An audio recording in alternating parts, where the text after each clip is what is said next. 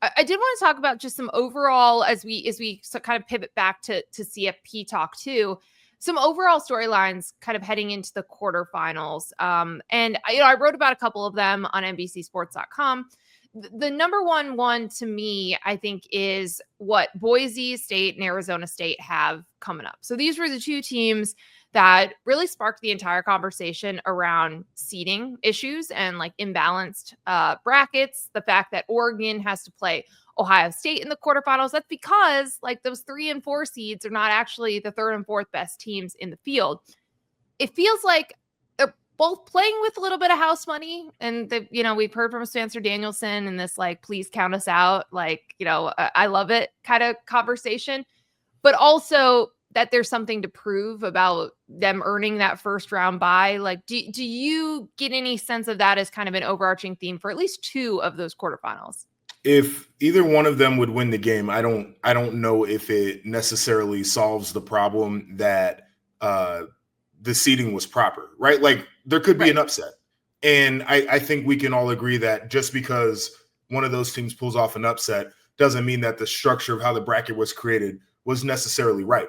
I do think there is pressure, though, for them to prove something as underdogs, for the very reason of people like me who are looking around and saying that this field probably feels too big after what we saw in the first round. It doesn't feel like it's really set up like March Madness where you can truly have a Cinderella. Upsets at this point, I do think, would go a long way for those types of narratives. So I think there truly is some pressure on them. And like, you want to show up and prove that you belong as well, just for the sake of your program and your pride and the things you've been selling to your players and the things that you've been working on. I think for the outside, it's important too. But even if they pull off the upset, which I would love to see, like, give me one, please. Yeah, same. I still think they need to address the seeding aspect of it because it's not great right now. I do too. It feels different, like with your team, because your team's always such a good example for this. First year of the 4-team playoff, number 4 seed, controversial selection because you guys bumped the Big 12 teams, but you go and win it all. So that proved that, like, there were more than 2 teams that deserved this. Like, we went from 2 to 4. This is more of a seeding question. Like, these teams deserve to be there because of the way that it was set up to have conference champions, so that it's a national championship. The question of seeding is kind of secondary, but I do think that there is some pressure to perform just in light of conversations that were happening after the first round, and people who wanted to, like, retroactively talk about Indiana and SMU belonging. These teams earned their way in, but did they deserve that first round bye?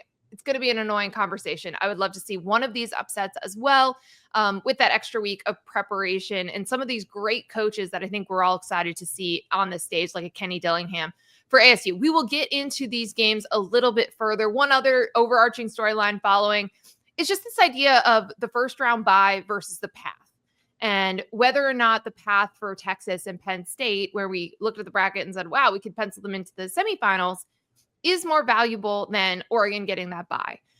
We've seen some teams get banged up, Texas in their offensive line, for example.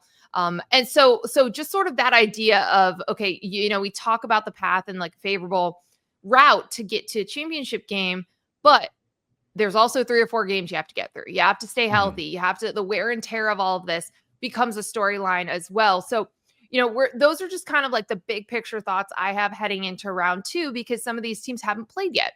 And so we will get to see the value of that rest, the value of, not having to deal with injury risk from that additional game last week.